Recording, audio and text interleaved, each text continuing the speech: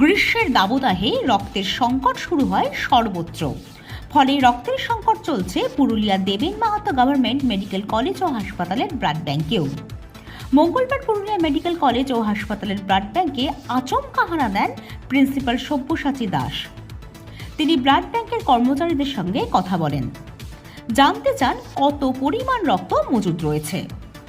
এছাড়া যে fake requisition চক্র চলছে বলে অভিযোগ, সেই বিষয়ে তিনি কথা বলেন।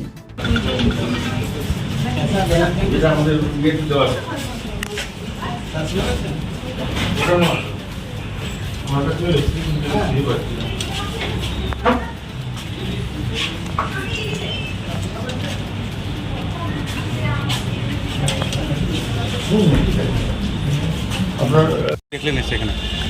হ্যাঁ, আমাদের ডিসপ্লেটা কাজ করছে এই মুহূর্তে। বাকি ব্লাড ব্যাংকের ব্লাডের স্টক জানা গেল, আর ব্লাড ব্যাংকে ব্লাড ডোনেশনও হচ্ছে। যারা রোগীর আত্মীয় পরিজন তারা ব্লাড ডোনেট করে থাকেন ব্লাড নেওয়ার সময়, তো সেই ডোনেশনও চলছে। জায়গাটা যথেষ্টই পরিষ্কার আছে, তবে আরও ভালো হলে ভালো। ফেক রিকুইজিশনের একটা বিষয় লেগে থাকে, এই বিষয়ে কী বলবেন? এই বিষয়ে আমার তো খুব একটা বলার কিছু নেই, কারণ যদি কেউ ফেক রিকুইজিশন করেন তা আটকানোর কে করছেন সে লোকটা সত্যি কি না সেটা আটকানোর ক্ষমতা বোধহয় আমাদের নেই। কাজে নিজেদের যত মাঝে মাঝে আমরা স্যাম্পল করে দেখতে পারি যে রিকুইজিশনটা সঠিক কি না। তো এইভাবে কি কোনো পদক্ষেপ নেওয়া যাবে না আপনাদের? মাঝে মাঝে করে খোঁজ নিয়ে দেখা যেতে পারে।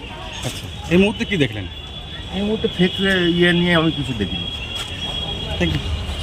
রক্তের যাতে কোনো ঘাটতি না হয় সেই কারণেই নজরদারি চালান পুরুলিয়া দেবেন মাহাতো গভর্নমেন্ট মেডিকেল কলেজ ও হাসপাতালের প্রিন্সিপাল। পুরুলিয়া থেকে নিজস্ব প্রতিনিধির রিপোর্ট, পুরুলিয়া মিরর।